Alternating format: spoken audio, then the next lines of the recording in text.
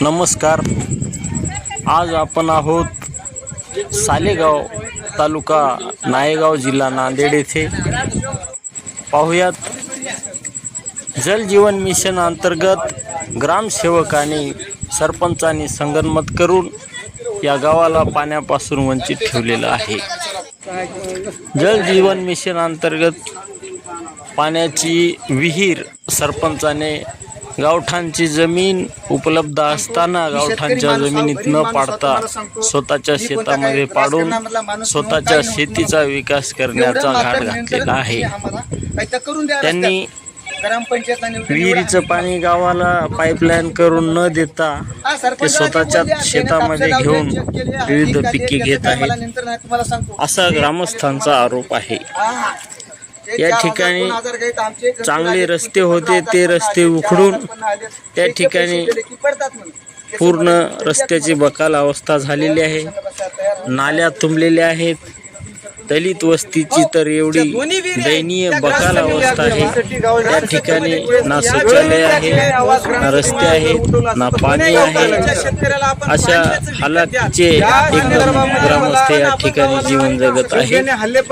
पाहुयात ग्रामस्थांचा खाऊन सगळं गावची भाड खाऊन परत दुसऱ्यावरच आरोप करावे कसे वाटतात मला. त्यांचं आश्चर्य वाटत. वरिष्ठांशी बोलणं झालं नाही का गावात एवढी परिस्थिती काय बोलाव साहेब, आता किती बोलाव? व्हिडिओला बोलल्या, ग्रामसेवक तर येईच ना. 70,000 योजना आहे किती म्हणून बोलल्या?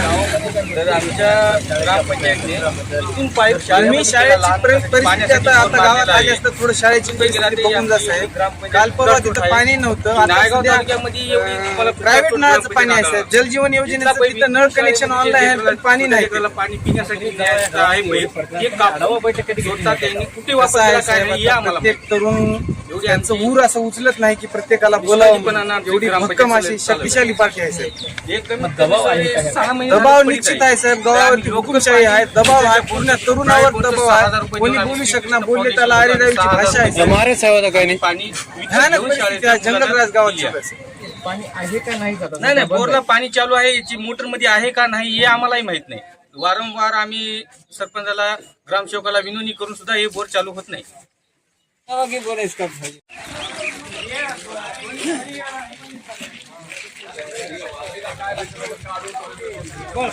दोन बार किरायाचं पाणी घेऊन भरल्या होत्या.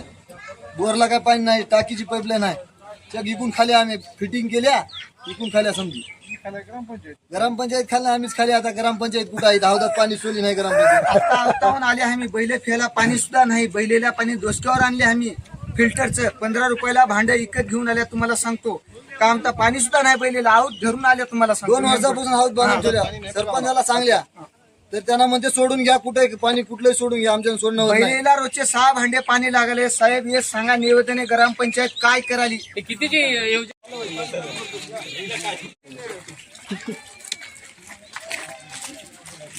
घेऊन गाववाले धनगर मराठी पुरेस लोक काय बी नाही आम्हाला. माळाला हा दुसऱ्या गावाला जात्या, काम करत्या, पोट भरून घेत्या. निंदाय जावा तर पोट भरा, काहीच नाही आम्हाला. वनवास लेकरू घर बांधल्या कष्टावर तर दुसऱ्या गावाला जाऊन बाकी फेडायला पोटाला दाणे नाही, तेल नाही. कुठलीच जोड नाही बघा, कुठलीच जोड नाही, कयाची जोड नाही. या गावाला वतनदारी वाली नाही, कोणीच नाही, काहीच नाही. आमच्या गावातले सरपंच मेले, सगळेच मेले. हो, कुठलीच काय नाही. टाकी बांधून ठेवलंय, पाणी नाही, कुठलीच कयाची जोड नाही. काहीच नाही.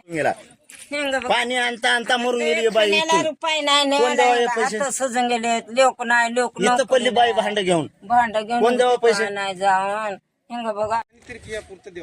पाईपलाईन कुठली आहे? हे पाईपलाईन करून गव्हर्नमेंटनं इथपर्यंत आणलेलं आहे टाकीला. त्या टाकीत पाण्याचा अजून थेंबही पडला नाही सर.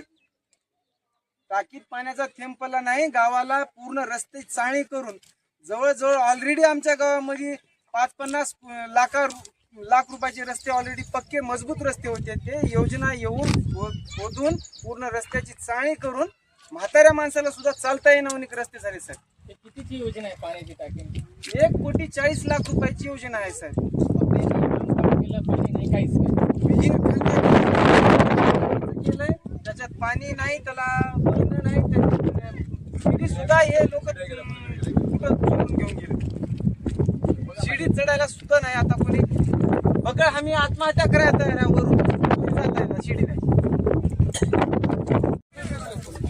ठीक आहे. आज आम्ही आलेलो आहे गावामध्ये. खूप काही समस्या आहेत, पाण्याचा, लाईटचा आणि ग्रामसेवकाच्या ह्याबद्दल आम्ही पाहणी केली तर सर्व बोगस काम आहे. ह्याबद्दल काय प्रक्रिया देणार सर? ग्रामसभा तर होईच ना, आणि तर पाण्याचा बरंच समस्या मोठी आहे. 1 वर्ष झालं सुरू हो, 1 वर्ष झालं पाणी अजून कळालं नाही. पाईपलाईनला वगैरे पण येतो, आणि एक तर लाईटचा प्रॉब्लेम आहे. तुम्ही सरपंचाला आणि ग्रामसेवकाला बोलणं झालंय का तुमचं? नाही एवढ्या गावामध्ये समस्या असं नाही झालं म्हणले, आपण ते येतच नाही. मग यांच्याकडे कोण बघते नियंत्रण? काय नाही. हा? नाही गावाले तुम्ही कधी गावामध्ये जेव्हा आढावा बैठक घेऊन सरपंचाचा विषय, ग्रामसेवकाचा विषय, अध्यक्षाबद्दल असं कधी? नाही चर्चाच केलं नाही सर. ते ग्रामसभा जाऊन ते आम्ही कोणासोबत चर्चा करू. आणि ग्रामसेवकाचं काम असतं की बाबा महिन्याला त्यांनी अटेंडन्स द्यावं गावामध्ये, की गावामध्ये काय चालू आहे, काय योजना आहेत ह्या संदर्भामध्ये. येत नाही का? नाही येत नाही. मग कोण तिथं सह्या करते? ग्रामपंचायत. पहिलाच माहित आता पुढचं जाऊन साहेब काय नाही कोणाला माहिती. मग त्यांचे अध्यक्ष काही नेमलेले असतात ना? काय त्यांचे नाव वगैरे काही? नाव आहे काय सदस्याचे? हं. सरपंचाचं नाव सांगा. 8 सदस्य आहोत सर. आमचा एक आहे. एक आहे आम्ही विरोधी बाकावरले वा. सुनीता आम्ही बालाजी आता लवाळे. हल्ला झाला तसं 2 वर्ष झालं ग्रामसभा नाही. आम्ही दलित वस्तीमध्ये गेलो, तिथं पाण्याच्या टाक्या फक्त उभ्या आहेत, उभा आहे. पाईपलाईन सगळं फुटलेले आहेत, फुटलेले. पाणी नाही, काही नाही. काही आणि घरकुलच्या योजना बी नाहीत, काही नाही दिसत नाही. आहेत, घरकुलचे आहेत, काही चालू आहेत काम. तर ते म्हणत बाबा 5,000 रुपये दिलं तर तुझं बिल पडणार. आता ते देतात बिसर लोक, त्याचं काय एखाद्या देतात ते एखाद्या आपल्या देखत ते दिले नाहीत. दिलेत त्याने ते लोक बी तशीच आहेत. पैसे द्यायला नको आहे, देतात ते घरकुलच्या नावा म्हणजे बिल पण नाही गेलं तर दिलं तरच पडतात. ते त्याचा नियम आहे ग्रामपंचायतचा. मग तुम्ही ग्रामसेवकाला सांगले नाही का बाबा जेव्हा घरकुल येते, जे गरीब वस्ती आहे, ग्रामसेवकच आम्हाला भेटला नाही. ग्रामसेवकाची ओळखच नाही साहेब आम्हाला. त्याने 4 कारभार कोण बघते मग या गावाचा? मग तुम्ही सरपंचाशी बोलणं झालं नाही का? का आम्हाला कधी ग्रामसेवक दिसत नाही? आम्ही बोलायला गेलो तर सरपंच ताकदीने अंगावर याला. नाही ते विषय नाही, आम्ही त्याच्यासोबत बोलत नाही या विषयावर. ते लोक पैसा खाऊन बसलेत आणि पाणी नाही आमच्या घरी. किती दिवसापासून पाणी नाही? 6 वर्ष झालं. मग सरपंच गावामध्ये येतो की नाही? कुठे येते? मग तुम्ही बोलताय की नाही सरपंच आमच्या गावामध्ये पाणी नाही, लाईट नाही, रस्ते नाही, काही नाही? गाव